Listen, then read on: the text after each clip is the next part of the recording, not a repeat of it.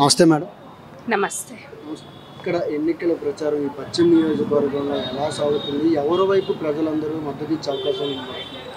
ఇక్కడ చూస్తూ ఉంటే మేడం గారు నామినేషన్ వేయక ముందు నుండి కూడా ఎప్పుడైతే ఇక్కడ ఇన్ఛార్జిగా ముఖ్యమంత్రి గారు ప్రకటించారో ఆ రోజు నుండి కూడా గడప గడప ప్రోగ్రాం ద్వారా నిర్విరామంగా రజనీ గారు చేస్తున్న విషయం అందరికీ తెలిసిందే.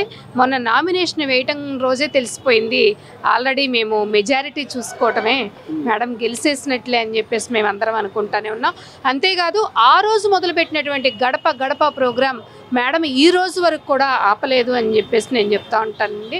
అంతేకాదు మేడంతో పాటు ఇప్పుడు మేమున్నాము, మేము ఎలా అయితే డివిజన్ కార్పొరేటర్స్ కావచ్చు, ఇన్ఛార్జీలను కావచ్చు ఉన్నామో, మా పరిధిలో మేమందరం కూడా గడప గడప ప్రోగ్రామ్స్ చేసుకుంటూ చాలా చక్కగా చేస్తూ ఉన్నాము.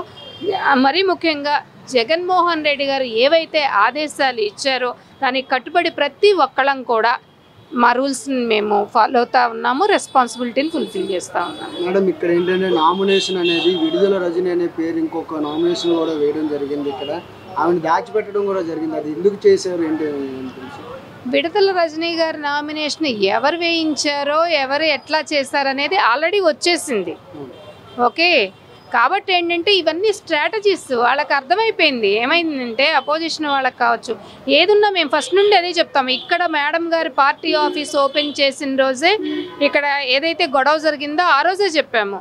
ఇక్కడ ఆల్రెడీ వాళ్ళు ఏంటంటే ఎప్పుడైతే మేడం అనౌన్స్మెంట్ వచ్చిందో ఒక భయంతోనూ ఇక్కడ కొత్త ఒక రౌడీజంకి తెరలేపారు అని చెప్పేసి ఆ రోజు మాట్లాడటం జరిగింది. ఇప్పుడు మళ్ళీ డబల్ నామినేషన్ వేయించారు అంటే ఏంటంటే అర్థం అంటే కుయుక్తులు అన్నమాట. అంటే డైరెక్ట్గా వాళ్ళు ఫేస్ చేయలేక ఇలాంటివన్నీ కూడా చేస్తూ ఉన్నారు అని చెప్పేసి అనుకుంటున్నాం. ముఖ్యంగా గుంటూరులో ఉన్నటువంటి ప్రజలే కావచ్చు, ఆంధ్ర రాష్ట్రంలో ఉన్నటువంటి ఓటర్లు కావచ్చు, ముఖ్యంగా ఎవరు ఇవాళ రోజున తెలివి తక్కువ వాళ్ళు ఎవ్వరూ లేరు.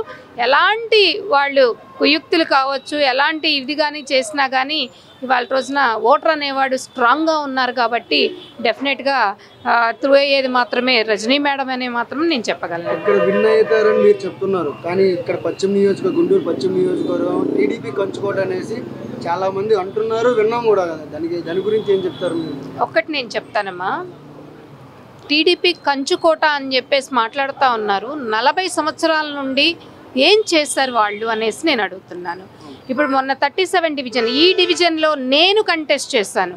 ఒక కార్పొరేటర్గా నేను కంటెస్ట్ చేసి ఫస్ట్ టైం ఇక్కడ వైఎస్ఆర్ కాంగ్రెస్ పార్టీ నుండి గట్టి ఫైట్ మొన్న కోవెలమూడి రవీంద్ర గారికి టీడీపీ అతనికి నేను ఇవ్వటం జరిగింది. కాబట్టి ఇవాళ రోజున జగన్మోహన్ రెడ్డి గారు ఇక్కడికి విడుదల రజనీ మేడంని పంపించారంటే అర్థం ఏంటి? డెఫినెట్గా ఆవిడైతే విన్ అయి రాగలదు. అంత ఎడ్యుకేటెడ్ ఆవిడ, ట్యాక్ట్ఫుల్గా ఆవిడ వర్క్ చేయగలరు. ముఖ్యంగా మంచి హార్డ్ వర్కరు. సీఎం గారు ఏది చెప్తే అది ఫాలో అవుతుంది అని చెప్పి ఒక నమ్మకంతో మేడంని ఇక్కడికి పంపించడం జరిగింది. మేడంతో పాటు మాలాంటి వాళ్ళందరం కూడా ఇవాళ రోజున ఒక ఎన్ఆర్ఐస్ కావచ్చు, వరల్డ్ వైడ్ ఎన్ఆర్ఐస్ కూడా చాలామంది ఇవాళ రోజున వచ్చి రజనీ గారికి, ఇప్పుడు జగన్మోహన్ రెడ్డి గారికి ఎలా అయితే స్టేట్ వైజ్గా వర్క్ చేస్తూ ఉన్నారో ఇక్కడ గుంటూరు జిల్లాలో కూడా డిఫరెంట్ ప్లేసెస్ నుండి ఎన్ఆర్ఐస్ రావడం జరిగింది. అందరూ కూడా రజనీ మేడంకి వర్క్ చేయడం జరుగుతూ ఉంది. కాబట్టి డెఫినెట్గా ఇది కంచుకోట వైసీపీ ఇప్పుడు మేము దాన్ని బ్రేక్ చేసి మరీ కూడా టీడీపీ అనేది ఒక మంచు గడ్డ, ఇది టీడీపీ అడ్డా కాదు, అది ఒక మంచు గడ్డ, ఇది మా వైసీపీ అడ్డా అని చెప్పేసి మేము రేపు నిరూపించబోతా ఉన్నాం ఎలక్షన్స్ తర్వాత అని చెప్పి నేను స్ట్రాంగ్గా కాన్ఫిడెంట్గా చెప్పగలుగుతా ఉన్నాను. ఎన్ఆర్ఐస్ అనేటప్పటికి వచ్చేటప్పటికి ఇక్కడ పెమ్మసాని గారు రజనీ గారి మీద చాలా ఆరోపణలు చేస్తున్నారు. ప్రతి దాంట్లో అక్రమాలు కానీ ఇవి చిలకలూరుపేటలో, అందుకే మీకు చిలకలూరుపేటలో రజనీ గారికి సీట్ ఇవ్వలేదని చెప్తున్నారు. దానికి రజనీ గారికి సీట్ ఇవ్వలేదని ఎలా చెప్తాడు? ఆయన ఒక ఎన్ఆర్ఐ ఉండి ఇక్కడ విషయాలు ఆయనకి ఏం తెలుసు అండి? ఎలక్షన్ ముందే కదా స్క్రీన్ మీదకి వచ్చింది, ఎలక్షన్ ముందే కదా ఆయన. అలాంటప్పుడు గుంటూరులో ఉన్న విషయాలు ఏం తెలుస్తాయి? ఆయన ఎలా ఒక ఎన్ఆర్ఐయో, మేడం కూడా ఒక ఎన్ఆర్ఐయే. ఎవరికి ఉండే పాజిటివ్స్ వాళ్ళకు ఉంటాయి, ఎవరికి ఉండే నెగటివ్స్ వాళ్ళకు ఉంటాయి. అంతేగాని అసాసినేషన్ చేయడానికి ఏంటంటే ఎన్నో రీజన్స్ ఉంటాయండి. అసాసినేషన్ చేస్తున్నారంటే ఏంటి? మేడం అక్కడే విన్ అయ్యారని అర్థం, అదొకటి గుర్తుపెట్టుకోవాలి. డైరెక్ట్గా ఎదుర్కోలేనప్పుడు మాత్రమే ఒక అసాసినేషన్కి తెరలేపుతారు అనేది నా ఉద్దేశం అండి. అయితే ఇక్కడ ఈ పశ్చిమ నియోజకవర్గ ప్రజలకు ప్రతి ఒక్క వ్యక్తికి ఏం చెప్పాలనుకుంటున్నారు? ఈసారి ఎవరికి వేస్తే మంచి జరిగిద్దని అనుకుంటున్నారు? డెఫినెట్గా అండి, ఇప్పుడు మాది మాటల ప్రభుత్వం కాదు చేతల ప్రభుత్వం అని చెప్పేసి గత 5 సంవత్సరాలుగా ఏం జరిగిందో, గవర్నమెంట్లో ఏం జరిగిందో ప్రతి ఒక్క ఓటర్కి తెలుసు. అంటే కులాలకి, మతాలకి, ప్రాంతాలకి, రాజకీయ పార్టీలకి అన్నిటికీ కూడా అతీతంగా ఎవరైతే ఎలిజిబుల్ క్యాండిడేట్స్ ఉన్నారో ప్రతి ఒక్కళ్ళకు కూడా ఏవైతే పెట్టారో అవన్నీ కూడా ఇవ్వటం జరిగింది. తన మన భేదం అనేది లేకుండా పారదర్శకంగా రాష్ట్రాన్ని పాలించారు అని చెప్పేసి అందరికీ తెలుసు. కాబట్టి ఏంటంటే ఇప్పుడు ఓటర్స్ అనేవాళ్ళు ఆల్రెడీ దే హ్యావ్ డిసైడెడ్ అండి.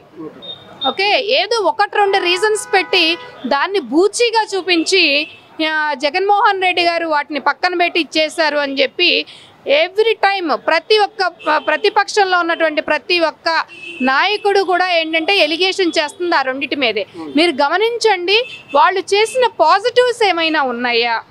ఈ అంతకుముందు గవర్నమెంట్ వచ్చిన తర్వాత ఫస్ట్ లీడర్షిప్ వాళ్ళదే కదా, అప్పుడు ఏమన్నా వాళ్ళు చేయగలిగారా? వాళ్ళు ఇచ్చినటువంటి హామీలు ఏదన్నా నెరవేర్చగలిగారా? అక్కడ పాజిటివ్స్ ఏమన్నా ఉన్నాయా? అవి ఒక్కటి తీసుకొచ్చి వాళ్ళ రోజున ఓపెన్గా మాట్లాడమని చెప్పండి, మాట్లాడలేరు.